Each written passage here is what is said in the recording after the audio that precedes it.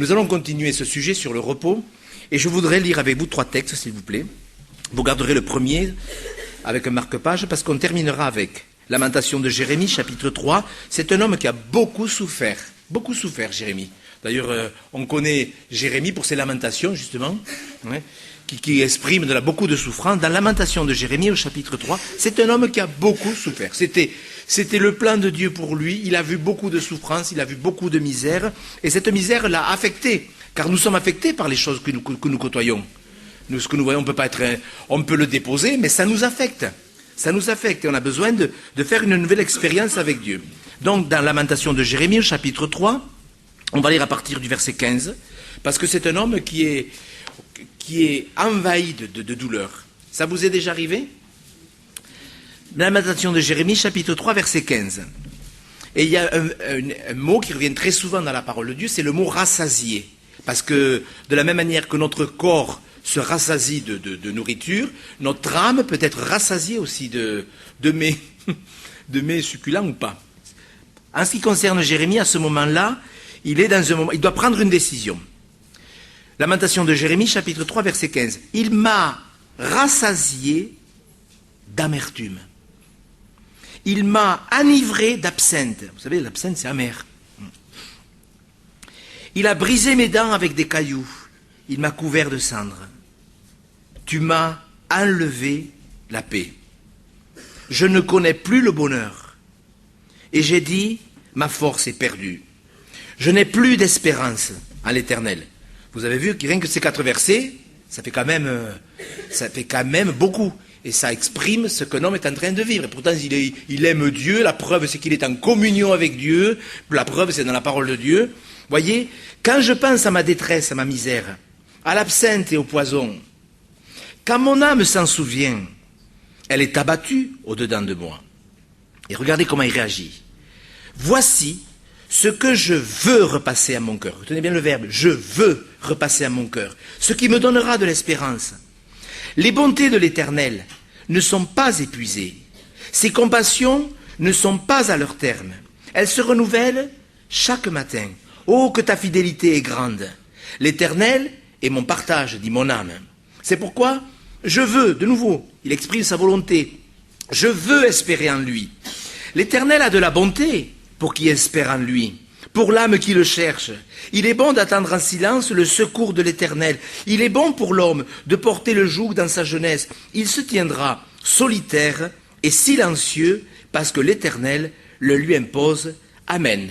Et nous voyons comment un homme peut passer d'une amertume, du chagrin, de la détresse à cette espérance parce qu'il la reçoit. Il veut. C'est quelqu'un qui veut, on l'a vu. Il y a deux verbes, 2 fois au verset 21 au verset 24. Je veux repasser. Je veux espérer. Combien c'est important. On y reviendra tout à l'heure, gardez la page. Mais en tous les cas, c'est un texte que vous pouvez méditer. Dans le psaume 34, David exprime une pensée. Il y a beaucoup de pensées dans le psaume 34, mais il y a une pensée que j'aimerais voir avec vous ce matin qui correspond bien à la prédication. Psaume 34, verset 9. Regardez ce qu'il demande. Il y a 2 verbes, là aussi, qui indiquent que l'on peut expérimenter la faveur de Dieu. Psaume 34, verset 9. Je ne sais pas si vous avez déjà fait attention à ce verset. Sentez et voyez combien l'Éternel est bon. Vous entendez? C'est une exhortation. Est-ce que vous avez senti? Est-ce que vous avez goûté? Est-ce que vous avez vu que l'Éternel est bon? Dans la première épître de Pierre, il présente un petit peu la même chose. C'est dit différemment, mais on va le lire. 1 Pierre chapitre 2, verset 1 à verset 4. Regardez bien. On va lire jusqu'au verset 3, ça suffit. 1 Pierre chapitre 2, verset 1 à 3. C'est une exhortation. Il nous est demandé de désirer certaines choses, mais il nous est en même temps, il y a en même temps une interrogation. Alors regardez, 1 Pierre chapitre 2, verset 1er. Rejetant donc toute méchanceté, toute ruse, la dissimulation, l'envie, toute médisance, désirez, comme des enfants nouveau-nés, le lait spirituel et pur, afin que par lui vous croissiez pour le Seigneur, pour le salut, pardon. Si, regardez bien, si, donc il y a une condition, certains chrétiens ont, d'autres n'ont pas, si vous avez goûté que le Seigneur est bon. Donc j'ai donné comme titre à ma prédication, avez-vous goûté, senti et vu que le Seigneur est bon? C'est une question. Pourquoi? Parce qu'elle intervient dans ce sujet sur comment entrer dans le repos. C'est une question que je nous adresse à tous. Avez-vous goûté? Avez-vous senti? Avez-vous vu que le Seigneur est bon? C'est des questions, puisque si vous avez goûté, il y a des chrétiens qui ont fait quelques expériences, ils peuvent dire oui, Dieu si, mais ils n'ont pas goûté à la bonté du Seigneur. Alors ça les pénalise énormément. Vous avez vu, souvent dans la Bible, si vous l'avez lu, maintes et maintes fois, revient sans cesse ce fait d'être rassasié. Rassasié. Vous avez vu, Jérémie dit, mais je suis rassasié d'amertume. C'est terrible quand les circonstances adverses font qu'on est tellement affligé qu'on peut dire je suis affligé d'amertume. C'est sûr qu'il est temps de réagir. Si vous êtes affligé, découragé tout le temps, il est temps de réagir comme l'a fait Jérémie. C'est pour ça d'ailleurs que c'est inspiré et donc dans les Saintes Écritures. Mais vous avez remarqué que tout le long, la parole de Dieu nous révèle d'une façon ou d'une autre que la parole est une nourriture. Vous avez vu? Il m'a rassasié, Jésus dira, je suis le pain de vie, il se rassasie de l'abondance de ta maison. Il doit y avoir des centaines et des centaines de versets. Les ruisseaux de Dieu sont pleins d'eau. Si quelqu'un a soif, il me dirige près des eaux paisibles, il me fait reposer près des verts pâturages, il restaure mon âme. La Bible parle des mets succulents et gras. Vous puiserez de l'eau, source du salut. Enfin, c'est infini. Celui qui boira de l'eau que je lui donnerai n'aura jamais soif. Celui qui, si quelqu'un a faim, qu'il vienne à moi, et si quelqu'un a soif, celui qui entre, eh bien, il mangera, il soupera avec moi. On le voit, David dit dans un psaume, mon âme est rassasiée comme de mes gras et succulents. Regardez tout l'enseignement qui est lié à la manne. C'est impressionnant combien Dieu veut que nous comprenions bien que sa parole est comparée à une nourriture. Vous êtes d'accord avec moi? C'est même pas la peine. Même quelqu'un qui a découvert l'évangile depuis peu a très bien compris que de la même manière qu'on nourrit son corps, il est absolument important de nourrir son âme. Mardi soir, j'ai terminé avec cette pensée, je crois qu'elle est dans le livre de Job, où justement Dieu parle de ceux qui meurent de faim au milieu de l'abondance. Et ça, c'est une autre affaire, car c'est ce que l'on risque de constater une fois qu'on partira dans la gloire, de réaliser qu'il y avait une abondance spirituelle pas possible et que nous sommes morts de faim au milieu de l'abondance. J'en suis persuadé que beaucoup de chrétiens, ne se nourrissant pas, meurent de faim alors qu'il y a une abondance extraordinaire. Elle n'y est peut-être pas au niveau matériel, mais laissez-moi vous dire que Jésus est capable de vous donner une vie pleine d'abondance spirituelle. Et que si vous souffrez de faim, c'est que vous ne prenez pas suffisamment le temps de vous nourrir de la parole de Dieu qui ne peut que vous rassasier. Même si la vie est faite d'épreuves qui peuvent à un moment donné eh bien, nous rassasier au contraire de difficultés comme on vient de le lire dans les lamentations de Jérémie. Oui, Paul dira, je vous ai donné du lait et non de la nourriture solide. On voit bien qu'il peut y avoir un gros décalage entre ce que Dieu voudrait faire, nous donner de la nourriture solide, mais qu'il est obligé de nous donner du lait parce que nous sommes spirituellement comme à des enfants. Un enfant de 3 mois, on ne lui donne pas une entrecôte. Bon, ben c'est pareil, Dieu avec nous fait de la même chose, il ne nous donnera pas de la nourriture solide s'il voit que nous ne grandissons pas avec lui. Mais retenez ce verset, ceux qui meurent de faim au milieu de l'abondance. Si vous faites partie de ces personnes, vous allez être énormément pénalisé. Je reviens à Caroline, puisqu'elle a donné son témoignage, elle a résumé, elle ne vous a pas tout dit, mais j'ai vu Caroline dans des moments difficiles. Je l'ai vue dans des moments où elle doutait, où elle était en difficulté, et je lui ai dit, mais Caroline, il vous faut faire confiance à Dieu. Il sait ce qu'il vous faut. C'est sûr qu'une jeune fille de 26 ans qui ne peut plus travailler se trouve en difficulté. Mais est-ce que vous croyez que Dieu savait qu'elle aurait une tendinite à l'épaule ? Est-ce que vous croyez qu'il y a un poste qui se libérerait à la médecine du travail ? Vous aurez peut-être l'occasion de me rencontrer, Caroline.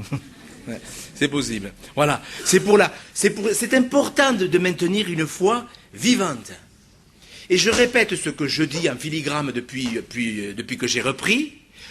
Écoutez bien, mes frères et sœurs, écoutez-le bien, parce que ça tient qu'à ça en vérité. Tout ce que j'explique tourne autour de ce noyau. Beaucoup de chrétiens croient en Dieu, mais ils ne lui font pas confiance. Écoutez-moi bien, frères et sœurs, parce que je pense vraiment que c'est beaucoup plus simple que ce que nous pensons. Il y a beaucoup de gens qui croient en Dieu, mais ils ne douteront jamais de l'existence de Dieu.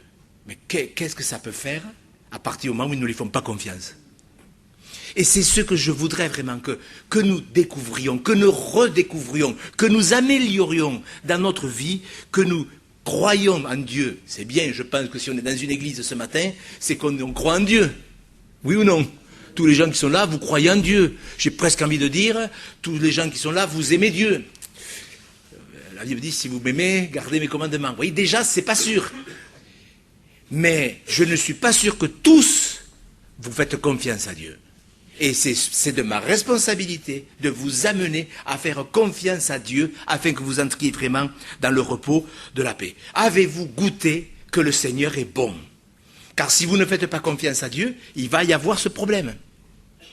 Si Pierre dit, si vous avez goûté, parce qu'il y a des chrétiens qui n'ont pas goûté que Dieu est bon, intrinsèquement bon, parce qu'il est plein de bonté, avez-vous goûté sa bonté? C'est l'Ecclésiaste, Salomon, qui dit dans sa parole, qui sait ce qui est bon pour l'homme dans la vie? Qui sait ce qui est bon? Vous pensez que ça c'est bon pour vous? Oui? Qu'est-ce que c'est qui est bon pour vous? Si on vous triplait le salaire, tiens, est-ce que c'est bon pour vous? Est-ce que c'est bon pour vous? On vous triple le salaire. Est-ce que c'est bon? Oui, bien sûr, je suis sûr que vous allez le prendre. Mais est-ce que vous êtes absolument sûr que ça sera bon pour vous? Pas forcément. Mais Dieu le sait. Dieu sait ce qui est bon pour vous. Alors les stagiaires, on va leur couper le salaire pour voir. Hein? On va voir comment ils vont dire. Et vous allez me le donner à moi. Hein? D'accord?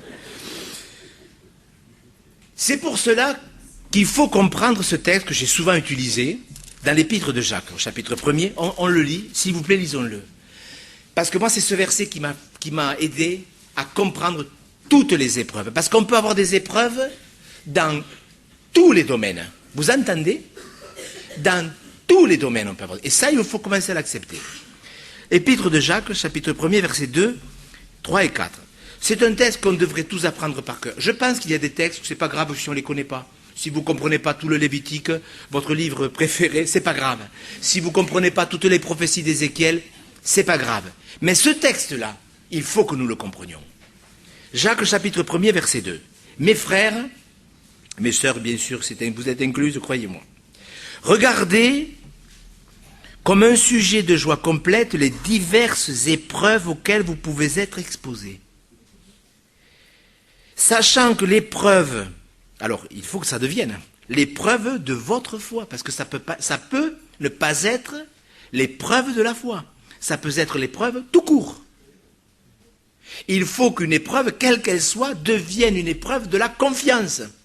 L'épreuve de votre foi, qu'est-ce que Dieu veut qu'elle produise? La patience. Est-ce que vous êtes patient? Pas suffisamment? Nous ne sommes pas suffisamment patients. Donc nous connaîtrons des épreuves pour apprendre la patience. Nous n'apprendrons pas la patience en disant au Seigneur, donne-moi la patience directement. Ça passera par des épreuves. Soyons sérieux. Mais il faut, ça aussi c'est un impératif, que la patience accomplisse parfaitement son œuvre, afin que vous soyez parfaits et accomplis. Car, je l'ai dit mardi, le but de Dieu, c'est pas que nous soyons continuellement bénis.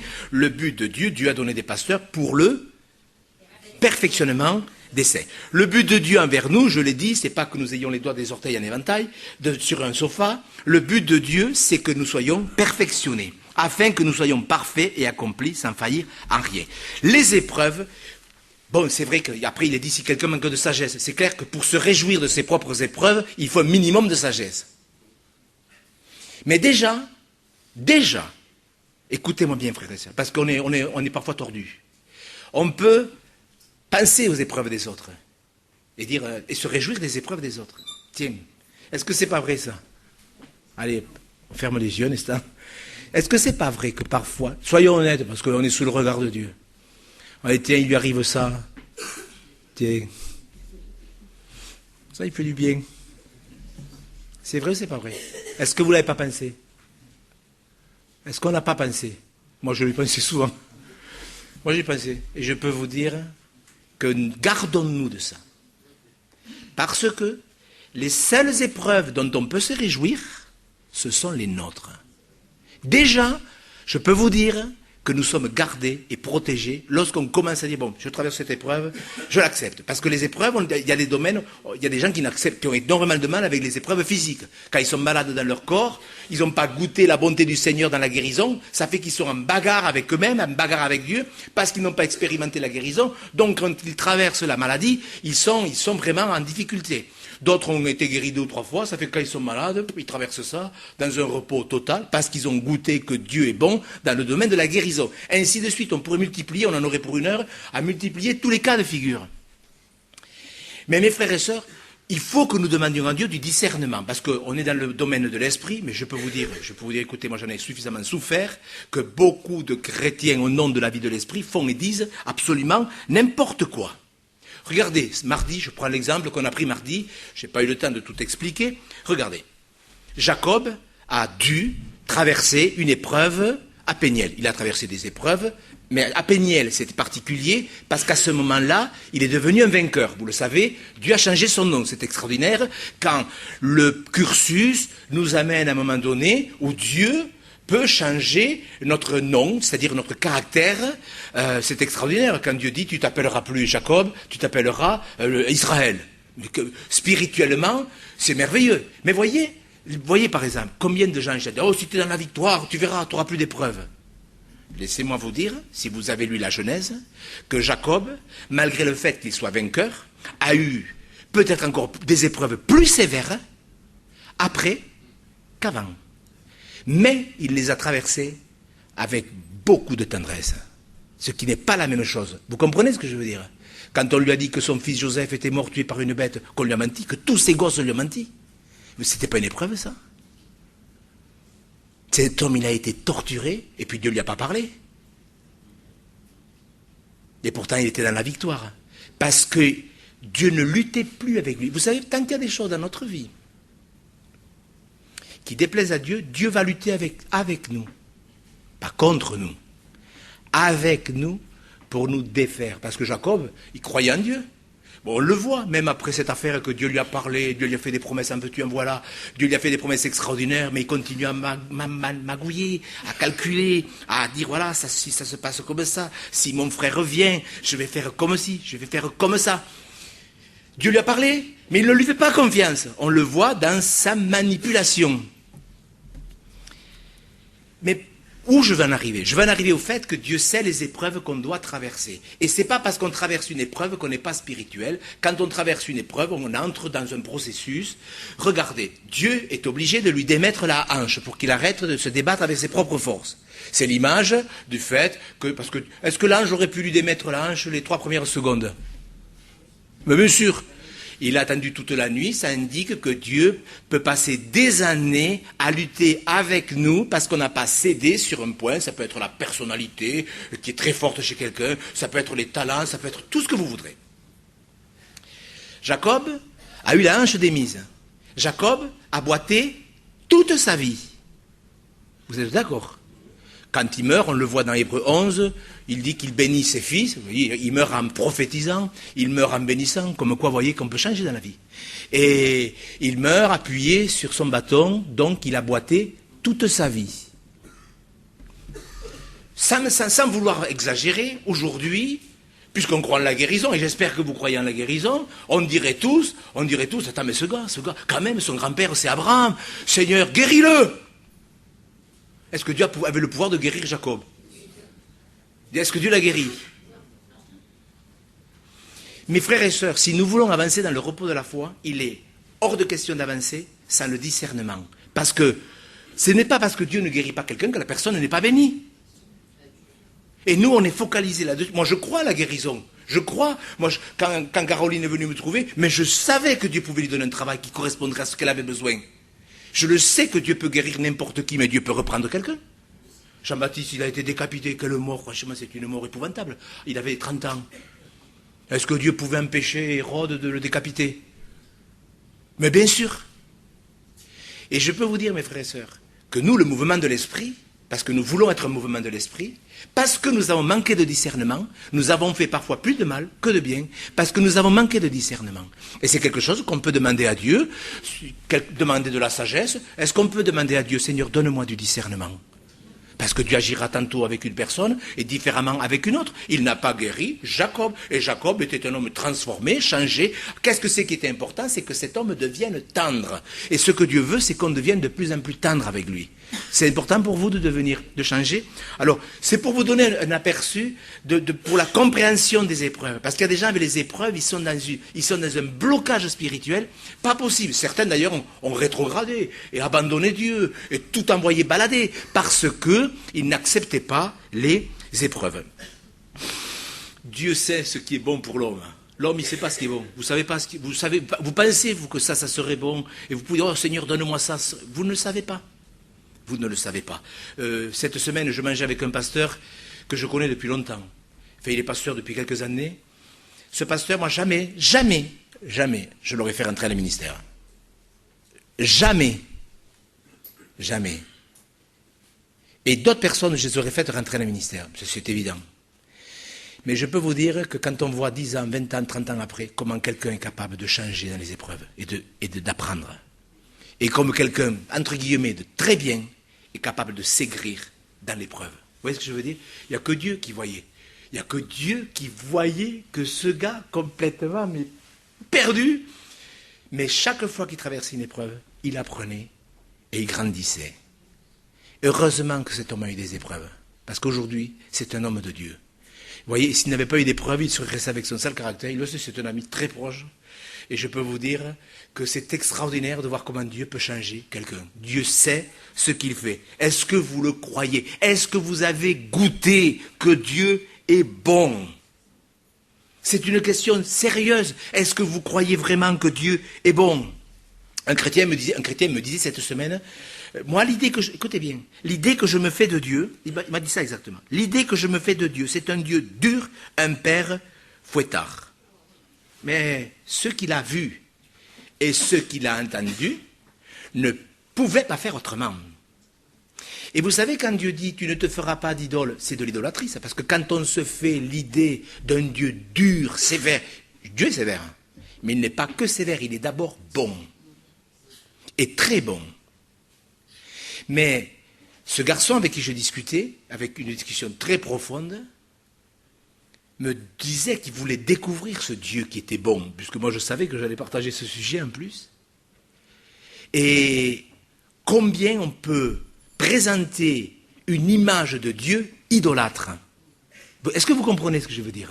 Croyez-moi, mes frères et sœurs, tu ne te feras point d'image de Dieu. Et si vous pensez que Dieu est un père fouettard, vous avez fait de Dieu une idole, qui n'est pas le Dieu que la Bible nous présente. Alors, c'est important de découvrir sa bonté. Des chrétiens ne l'ont pas découvert. On le déduit, puisque Pierre dit, si vous avez goûté. Donc il y a des chrétiens qui n'ont pas goûté à la bonté du Seigneur. On peut le chanter. On a chanté ce matin des cantiques extraordinaires. Vous avez certainement vu la courbe dans les chants qui ont été choisis par rapport au nom de Dieu. C'était extraordinaire. Est-ce que vous étiez d'accord avec tout ce que vous avez chanté ce matin? Est-ce que vous vous rendez compte? Ce que l'on chante, mais comme je l'ai souvent dit, quand on parle après, on se rend compte que l'on ne pense pas ce que l'on chante. Ou alors il y a un gros problème d'éclairage. C'est ça, c'est certain. Parce que ce que l'on parle est plus important que ce que l'on chante, ce que l'on dit. Vous êtes d'accord avec moi? Si je chante Dieu est bon, Dieu est bon, Dieu est bon, et qu'après je sois tout le temps en train de me plaindre, vous pourriez me dire, mais il y a un gros décalage entre ce que vous dites, enfin entre ce que vous chantez et ce que vous pensez. Si je crois que Dieu est tout-puissant, si je le crois, Dieu tout-puissant, j'aime cette expression, il est le Dieu tout-puissant. Ça veut dire qu'il est omniscient, qu'il connaît tout, qu'il sait tout. Est-ce que vous croyez que Dieu est omnipotent? Il peut tout. Est-ce que Dieu peut tout? Bon. Si Dieu peut tout, il sait exactement ce qui est le mieux et ce qui est le plus utile. Oui ou non? Il le sait. Ça ne peut pas être autrement. Comme je disais tout à l'heure, moi si je vous disais, tiens, on va vous tripler le salaire, de suite. Mais peut-être que ce n'est pas du tout ce qui va vous approcher de Dieu. Peut-être que ça va vous en éloigner complètement parce que vous vous appuierez sur votre l'aspect pécunier et vous ne vous appuierez plus sur Dieu. Alors qu'il y a des gens, on peut les enrichir tant qu'ils veulent, ça ne les éloignera pas de Dieu. Il y a des gens, dès qu'ils ont 100 € de plus par mois, ça y est, ça suffit pour les éloigner de Dieu. C'est vrai ce que je vous dis, je vous assure que c'est vrai. Et comme on l'a partagé tout à l'heure, oui, l'Éternel ne regarde pas ce que l'homme considère. Dieu regarde au cœur. Voilà, parce que vous pouvez dire une bêtise, est-ce qu'on peut dire des bêtises? Et se corriger quand on la montre. Vous pouvez dire une bêtise et empirer une fois qu'on vous l'a dit. Vous voyez ce que je veux dire? Il n'y a que Dieu qui regarde au cœur. C'est vrai que les circonstances, quand même, il y a des circonstances dans la vie, de temps en temps, on est bien obligé d'y regarder. Est-ce que Jérémie a regardé aux circonstances? Eh oui. C'est rassurant de voir comment les circonstances ont pu affecter cet homme qui pourtant était vraiment un homme de Dieu. Alors, il y a la puissance de Dieu et il y a les circonstances. C'est pas parce qu'on parle de la puissance de Dieu qu'on va occulter les circonstances. Elles y sont, c'est incontournable. Si on prend le psaume 31, venez avec moi dans le psaume 31. C'est un psaume de David, où David, bien sûr, traverse des moments difficiles. Comme c'est le cas pour chacun d'entre nous, nous traversons des moments difficiles. Regardez cet homme, ce qu'il dit, par exemple, le verset 8. C'est un psaume inspiré. Ça vous prouve une chose, c'est que malgré la souffrance, ils ont surmonté le mal par le bien. S'il n'y avait que la souffrance et l'amertume, ça ne serait pas inspiré. Psaume 31, verset 8. Je serai par ta grâce dans l'allégresse et dans la joie, car tu vois ma misère, tu sais les angoisses de mon âme. Est-ce qu'un chrétien peut avoir des angoisses? Tu ne me livreras pas aux mains de l'ennemi, tu mettras mes pieds au large. Vous voyez ce combat qu'il y a entre cette souffrance et cette foi. Aie pitié de moi, Éternel, je suis dans la détresse, j'ai le visage, l'âme et le corps usés par le chagrin, ma vie se consume dans la douleur, mes années dans les soupirs, ma force est épuisée à cause de mon iniquité, mes os dépérissent. Enfin, c'est quand même comment dirais-je, la description de quelqu'un qui est dans une grande souffrance. Au verset 23, regardez, parce que quand on souffre, on se précipite dans les paroles. Et regardez ce qu'il dit au verset 23. Je disais, dans ma précipitation, je suis chassé loin de ton regard. Si vous lisez la suite, vous verrez qu'il se ressaisit. Mais voyez, quand on souffre, on dit des bêtises. C'est vrai ou c'est pas vrai? Je disais dans ma précipitation, voilà, le Seigneur m'a abandonné. Oui, mais il est dans la misère, il est dans l'angoisse, il est dans les tourments, il est dans les pleurs, son corps, ses os, son âme, tout ça, il est abattu. Et voilà, il finit par dire, je disais dans ma précipitation, voilà, Dieu m'a abandonné, je suis chassé loin de ton regard. Mais ce psaume, bien sûr, est là dans la Bible, donc il est inspiré, et il nous prouve que cet homme expérimente la bonté de Dieu. Parfois les gens disent, ah mais moi je suis comme David, je me plains. Mais David, il ne se plaignait pas près des gens. Il parlait à Dieu. Je pense que c'est quand même une grande différence. Est-ce que vous comprenez? C'est une chose de répandre son cœur devant Dieu, ça n'est une autre que de se plaindre toujours devant les gens. Ce n'est pas du tout le même acte de foi, croyez-moi, croyez-moi. Il expérimente la bonté de Dieu. La preuve, ça fait que ce psaume, depuis des millénaires, il encourage des millions de chrétiens qui comprennent que malgré les angoisses, malgré la misère, malgré le deuil, malgré la souffrance, on peut voir la bonté de Dieu. La bonté de Dieu ressort énormément dans ce psaume, on n'a pas le temps de le lire ce matin. Il encourage les autres. Bien sûr qu'il y a des chrétiens, eux, qui sont bloqués sur le verset 23a. Ils sont bloqués toute leur vie là. Je disais dans ma précipitation, je suis chassé loin de toi. Il y a des gens, le psaume 23, il faudrait qu'ils prennent, le psaume 31, il faudrait qu'ils ne prennent que le verset 23, qu'ils enlèvent tout le reste. Et ça correspondrait à ce qu'ils vivent. Tout le temps, dans leur précipitation, dans leur souffrance, ils disent, je suis chassé loin de toi. Ça fait qu'ils sont en train de confesser que Dieu n'est pas si bon qu'on le chante. Parce que le problème, il est là. Qu'on exprime sa souffrance, c'est une chose, mais qu'on la communique aux autres, là, je crois que ça commence à être difficile. Parce que vous le vouliez ou non, tous ces raisonnements, tout cet abattement finissent par dire que Dieu n'est pas si bon qu'on le dit. Ces promesses, oui, il y a des promesses. Bon, Mais moi, je ne les vis pas. Quand on commence à parler comme ça, c'est que Dieu n'est pas si bon qu'on le chante. Si vous comprenez pourquoi Pierre dit, mais si vous avez goûté que le Seigneur est bon.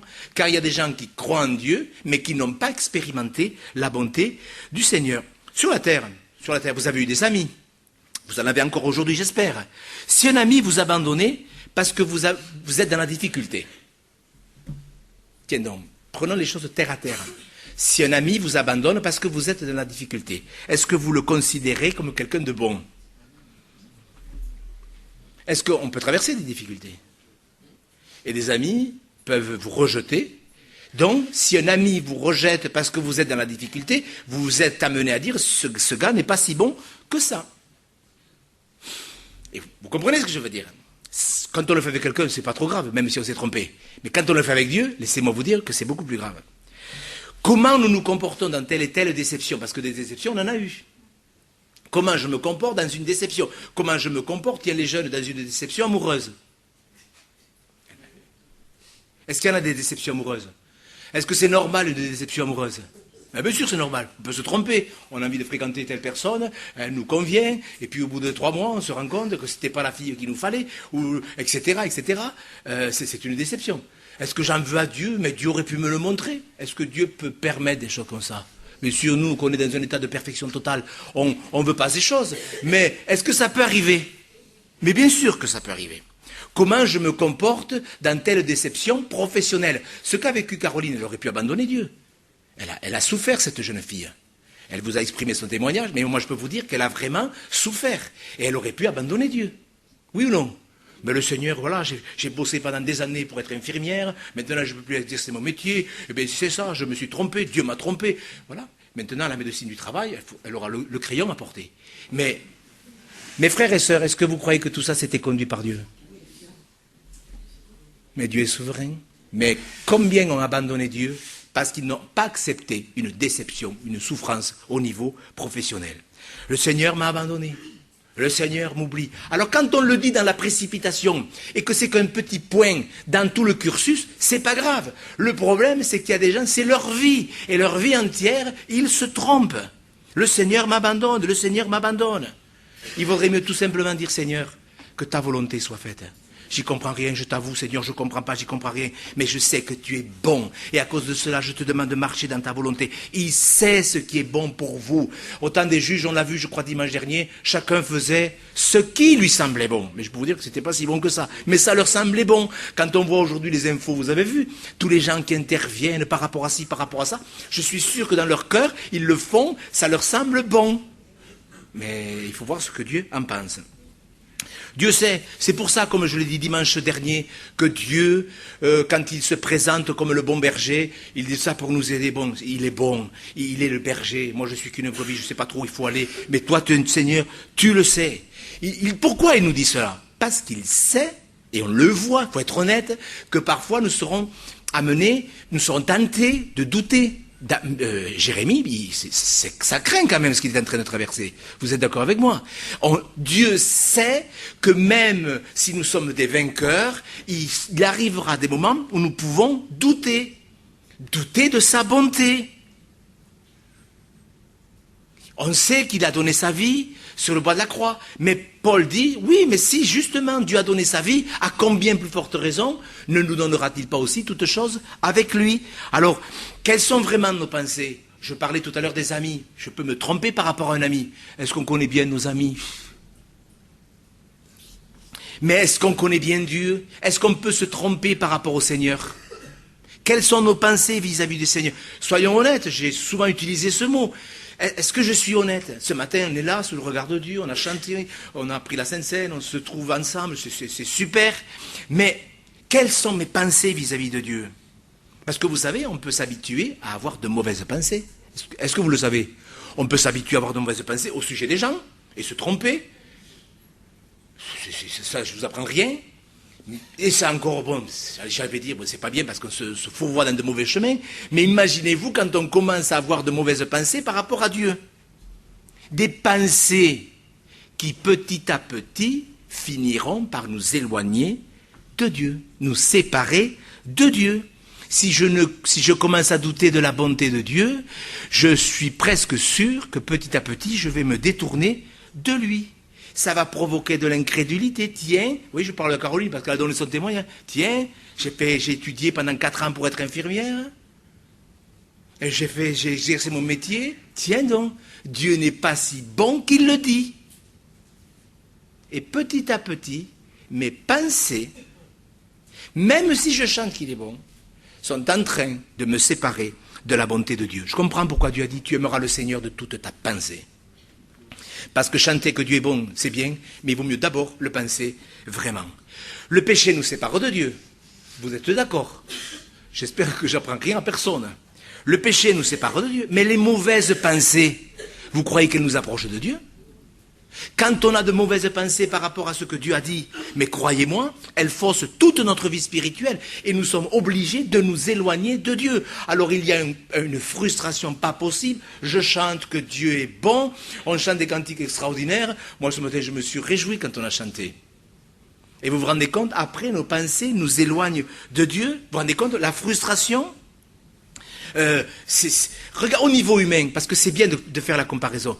Au niveau humain, c'est quand même dur quand un ami ne nous comprend plus et qui nous prête de mauvais sentiments. Ça vous est déjà arrivé de faire quelque chose et que les gens ne vous comprennent pas? Est-ce que ça vous est déjà arrivé? Est-ce que, bon, les inconvertis, mais qu'un ami ne vous comprenne pas? Est-ce que ça vous est déjà arrivé? Bien sûr, on a tous vécu ça. Mais c'est pas bien parce que ça nous a affligés, on nous a jugés parce qu'on a fait quelque chose, ça a été mal compris, etc., etc. Mais imaginez-vous au niveau de Dieu, quand ça se passe au niveau de Dieu. Alors vous pouvez dire, ah, mais c'est pas grave, comme je l'entends souvent, c'est pas grave, Dieu connaît mon cœur. Mais ça règle rien. Il faut savoir ce que Dieu dit. Et nous, on dit, oui, c'est pas, tu sais, c'est innocent. Et ça peut l'être en plus.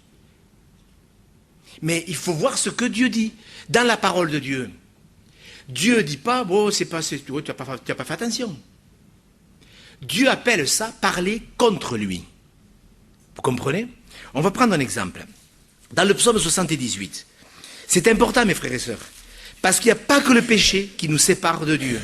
Vous savez, quand on est pasteur, depuis, ça va faire 30 ans cette année, on s'en pose des questions. Vous comprenez qu'on se pose des questions. Pourquoi une personne abandonne Dieu? Est-ce qu'on peut se poser la question? Bon, on dit c'est le péché. Mais moi, je peux vous dire qu'il n'y a pas que le péché qui éloigne les gens de Dieu. Si vous lisez la Bible, vous voyez que la mauvaise façon de penser peut vous éloigner du Seigneur. Dans le psaume 78, on va lire que ce qui nous intéresse. Alors, on va lire au verset 16. Comment Dieu est bon. Parce que si vous lisez le psaume 78, alors là vous êtes obligé de voir que Dieu est bon. Dieu est bon, regardez. Alors, du rocher il fit jaillir des sources, écouler des eaux comme des fleuves, mais ils continuèrent à pécher contre lui, à se révolter contre le Très-Haut dans le désert. Ils tentèrent Dieu dans leur cœur. Ça commence dans le cœur, ne croyez pas. En demandant de la nourriture selon leurs désirs. Ils parlèrent contre Dieu et dirent, Dieu pourrait-il dresser une table dans le désert? Bon, au verset 22, vous regardez. Parce qu'ils ne crurent pas en Dieu, parce qu'ils n'eurent pas confiance. Bon. Quand on lit ça pour la première fois, sérieusement, moi je me souviens quand j'ai lu ça pour la première fois, on voit une question. Tiens, Dieu pourrait-il bénir? Dieu pourrait-il faire aussi? Mais, ces paroles, on l'a lu, en vérité, montrent un manque de confiance. Moi j'ai vu, ce qui nous fait le plus souffrir, enfin moi, pour moi en tant que pasteur, c'est quand une femme est stérile, qu'elle est mariée bien sûr, et qu'elle ne peut pas avoir d'enfant. Il y a une souffrance dans le cœur de ces femmes. C'est plus dur à gérer qu'un deuil. Enfin, pour moi, en tant que pasteur, c'est les choses qui m'ont été le plus difficiles à gérer. Et certaines femmes, à cause de leur stérilité, ont abandonné Dieu. Vous comprenez ce que je veux dire? C'est des épreuves qu'on ne peut pas, nous, hommes, comprendre, mais c'est des vraies épreuves. Et je prends un exemple très fort exprès pour ne pas juger. Parce que quand c'est douloureux, on a tendance à être beaucoup plus miséricordieux. Mais mes frères et sœurs, le problème, c'est que comme le péché nous éloigne, les mauvaises pensées nous éloignent de Dieu. C'est un manque de confiance. Parce qu'on n'a pas goûté la bonté du Seigneur, on ne lui fait pas confiance. Dieu est bon, mais vous plaisantez, Dieu est bon, et il conduit son peuple dans le désert, parce que quand même, bon, Dieu a conduit le peuple d'Israël dans le désert, oui ou non? Ah bon? Et vous dites que Dieu est bon? Eh ben, oui, parce que c'est ça. On est dans le vif du sujet. Dieu, un Dieu bon, qui conduit son peuple dans le désert, mais que c'est une plaisanterie. Est-ce que Dieu peut conduire l'Église dans un désert? Est-ce que Dieu peut me conduire dans un désert? Mais c'est pas possible. Mes frères et sœurs, mais qui je suis, moi? Qui je suis? Quand vous lisez l'Exode, vous voyez l'intention de Dieu qui voulait qu'avant qu'il ne découvre le lait et le miel, il découvre vraiment Dieu. Et qu'il découvre le cœur de Dieu, à craindre Dieu, à offrir un culte à Dieu. Mais ça ne les intéressait pas. Peut-être que le perfectionnement, ça ne vous intéresse pas. Ce sujet vous intéresse. Peut-être juste parce que entrer dans le repos de Dieu, c'est très, très, très, très, très intéressant. Mais rentrer dans le repos de Dieu pour ne rien faire, ça va causer d'autres luttes.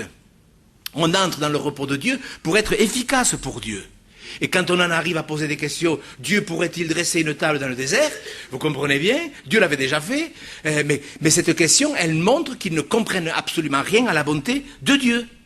C'est vraiment douter de sa bonté. Ah ben Dieu ne me donne pas de gosse. Est-ce que Dieu peut donner un gosse à n'importe quelle femme stérile? Mais bien sûr, mais c'est évident. C'est Dieu qui donne la vie. Mais nous avons le choix ou de faire confiance en sa bonté ou de parler dans la précipitation, de oui, c'est comme ça, mais je m'en vais, si c'est comme ça, j'abandonne Dieu, si c'est comme ça, je vais dans une autre église, si c'est ainsi de suite, ainsi de suite. Et le problème, c'est que nous allons empêcher Dieu d'agir parce que nous ne lui faisons pas confiance. Est-ce que vous croyez que Dieu peut changer les temps et les circonstances? Est-ce que vraiment vous croyez? Mais moi je le crois. Est-ce que Dieu vraiment peut dresser une table en face de nos adversaires? Le psaume par cœur, il fait partie de ces psaumes que j'ai appris par cœur. Le psaume 23, il fait partie de ces psaumes que j'ai appris par cœur. Je le connais par cœur. Et je me suis rendu compte, lorsque j'étais dans l'épreuve, que je ne le connaissais pas. Mais je le connaissais par cœur. Parce qu'il dit, tu dresses une table en face de mes adversaires. Et dans l'adversité que je ne comprenais pas, je n'ai pas du tout pensé à ce verset. Pourtant, on me redit, récitez le psaume 23, je pouvais le réciter par cœur. Comme quoi, vous voyez, ce que l'on dit et ce que l'on vit. Et moi, je crois que Dieu peut dresser une table en face de nos adversaires. Est-ce que vous le croyez? Mais s'il est votre berger, si vous lui faites confiance. Et nous devrions réfléchir. Moi, je ne suis pas porté sur l'introspection, parce qu'on ne le voit pas dans la parole de Dieu. On ne le voit pas. Mais quand même, c'est intéressant. Pourquoi j'ai dit ceci? Pourquoi j'ai dit cela? Pourquoi je me pose telle question au sujet de ceci ou au sujet de cela? Pourquoi cela m'est-il arrivé? Pourquoi telle promesse ne s'est pas accomplie? On le voit ça dans la Bible. Dieu est-il au milieu de nous? Vous voyez? Quand ils étaient dans le désert, alors là, bien sûr que Dieu était au milieu d'eux. Quand la mer Rouge s'est ouverte, alors là, ils ont chanté. Alors là, ils ont chanté. Mais quand ils se sont retrouvés dans le désert, ils déchantaient. Croyez-moi, et ils ont dit, Dieu est au milieu de nous. Et Dieu appelle ça, tenter Dieu. Et vous savez que c'est un des 10 commandements, tu ne tenteras pas le Seigneur, ton Dieu. Mes frères et sœurs, oserions-nous faire Dieu menteur? Personne n'oserait dire, Dieu est un menteur. Et pourtant, quand on parle, oui, si Dieu n'a pas fait ça, c'est parce que Dieu ne s'intéresse pas à moi. Moi, je crois que si Dieu n'a pas fait ça, c'est que ce n'était pas du tout bon pour nous. C'est pas parce que Dieu fait des promesses qu'il va absolument les accomplir. Parce qu'elles peuvent nous être nuisibles, alors que telle épreuve peut nous être profitable. Est-ce que vous le croyez ça? Qu'une promesse peut vous être nuisible et qu'une épreuve peut vous être profitable. Est-ce que vous le croyez? C'est ça le repos de la foi. Seigneur, j'accepte les bénédictions et Dieu vous bénira. Si vous avez accepté Jésus, il vous bénira. Si vous savez que Dieu est... Même si vous n'êtes pas chrétien, parce que la Bible dit que Dieu est bon envers les ingrats et envers les bons. C'est écrit? Mais bien sûr que la bonté du Seigneur est envers ceux qui le craignent. Il y a quand même un certain degré que si vous prenez une concordance, et vous allez voir que la bonté du Seigneur est envers ceux qui lui font confiance, etc., etc. Et le problème des chrétiens, c'est qu'ils vivent avec des impressions. Moi, la parole que j'ai le plus entendue depuis que je suis pasteur, écoutez bien, c'est pas j'ai confiance en Dieu. La parole que j'ai le plus entendue dans la bouche des chrétiens depuis 30 ans est celle-ci, j'ai l'impression que... Voilà la parole que j'ai le plus entendue. Ça nous prouve que beaucoup de chrétiens vivent davantage avec ce qu'ils pensent, avec leurs impressions, avec leurs pensées, qu'avec ce que Dieu dit. Et imaginez un instant, puisque je parlais du terre-à-terre, imaginez combien certaines mamans se sentiraient insultées si on pensait qu'elles soient capables d'abandonner leurs enfants. Certaines mamans. Il y a des mamans parmi nous? Bon. Est-ce que vous vous sentiriez pas insulté si moi je pensais de vous, oui, cette femme elle est capable d'abandonner son gosse? Est-ce que vous vous sentiriez insulté? Peiné? Oui ou non? Il y a des mamans? Levez les mains, les mamans. Ou les grands-mères. Est-ce qu'il y en a? Est-ce que franchement vous vous sentirez pas insulté? Vous n'êtes qu'un être humain, mais qu'est-ce que Dieu dit? Que même si une maman abandonnait son fils, son enfant, Dieu ne le ferait pas, que nous sommes gravés dans ses mains. Et il faudrait peut-être relire les textes sur la bonté du Seigneur. Est-ce qu'on loue l'Éternel pour sa bonté? Est-ce que c'est demandé dans la Bible ça? Louer Dieu pour sa bonté? Ou est-ce qu'on attriste Dieu par nos plaintes? Parce que, est-ce qu'on peut attrister Dieu par nos plaintes? Eh bien sûr. Alors, on peut attister le Saint-Esprit, mais pourquoi tant de chrétiens? Et moi, c'est ce qui m'a beaucoup gêné. Des gens qui parlent de l'Esprit, en veux-tu, en voilà, qui sont tout le temps en train de décourager les autres. Parce qu'en vérité, ils attristent Dieu par leurs plaintes. Et nous ne devons pas chanter que Dieu est bon. Nous devons d'abord le penser.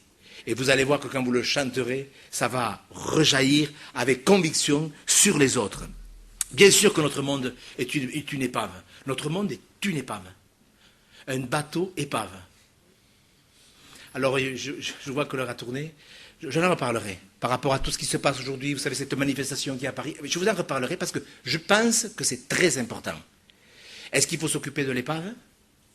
Du bateau qui est en train de prendre l'eau? Quel que soit le gouvernement, le bateau sera une épave?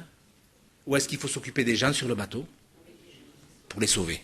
Alors ça sera l'objet de notre prédication pour qu'on comprenne bien, parce que des fois je ne prends pas position par rapport à certains sujets de société, peut-être ça peut vous étonner, mais je veux vous l'expliquer, parce que je pense que ça nécessite une explication. Mes frères et sœurs, ne luttez pas avec la volonté de Dieu. Jacob a lutté avec Dieu, Dieu a lutté avec Jacob, jusqu'à ce qu'il s'abandonne entièrement. Il y a eu des épreuves, je l'ai dit tout à l'heure, mais mes frères et sœurs, faites confiance à Dieu. Dieu est bon. Vous entendez? Il est bon. Et il sait ce qu'il doit faire. Vous avez vu, on relit juste pour terminer ce qu'on a lu, comment cet homme plein d'amertume, plein d'absinthe, plein de douleur, en est arrivé de nouveau à connaître la bonté de Dieu. Alléluia, la bonté de Dieu. Il est bon, le Seigneur, mes frères et sœurs. Il est bon pour qui espère en lui. Vous avez vu le verset 5? L'Éternel a de la bonté pour qui espère en lui, pour l'âme qui le cherche. Il est bon d'attendre en silence le secours de l'Éternel. Il est bon pour l'homme de porter le joug dans sa jeunesse. Il se tiendra solitaire et silencieux. Parce que l'Éternel le lui impose. Ah, imposer, monsieur. Ah, moi, je ne veux pas qu'on m'impose quelque chose. Ouais, mais c'est comme ça que ça marche. Écoutez-moi, vous croyez que si Dieu vous impose le silence, c'est pour vous ennuyer? Si Dieu vous impose de vous tenir seul dans le silence, c'est parce qu'il veut vous parler et parce qu'il veut vous bénir. Il est bon. Ça, c'est bon. Vous comprenez? Même si vous êtes dans l'amertume, vous êtes dans l'absinthe, parlez-en à Dieu. Bien sûr, si vous avez des amis proches, vous pouvez en parler pour prier avec eux. Mais posez-vous la question, est-ce que mes paroles découragent les autres? Parce que vous savez, quand on est fatigué, combien de fois Madame Delarbre, pour ne pas citer son nom, mais monsieur Gaud, ne soyez pas fatigué. Parce que quand on est fatigué, on fatigue les autres. Hein? Pensez qu'à vous, madame. Pensez à moi ou à vous? Ouais, aux deux, je pense. Mais c'est bien. Mais c'est vrai. Est-ce que c'est vrai? C'est vrai ou c'est pas vrai? Mais bien sûr que c'est vrai. Mes frères et sœurs, nous avons un Dieu qui est bon. Avez-vous goûté que Dieu est bon? J'espère que vous avez goûté que Dieu est bon. Et si vous ne l'avez pas goûté, eh bien, qu'à partir d'aujourd'hui, vous le goûtiez. Mais que vous ne vous éloignez pas de Dieu par vos pensées. Car croyez-moi, on peut s'éloigner de Dieu par ses pensées. Jérémie est déterminé. Je veux espérer en Dieu. Je veux repasser dans mon cœur. Repasser dans votre cœur les bontés du Seigneur. Elles ne sont pas épuisées. Elles se renouvellent tous les matins. Que le nom du Seigneur soit béni. On va se lever. Je vais demander à Madame Bourdel, s'il vous plaît, de bien vouloir rendre grâce au Seigneur Jésus, s'il vous plaît.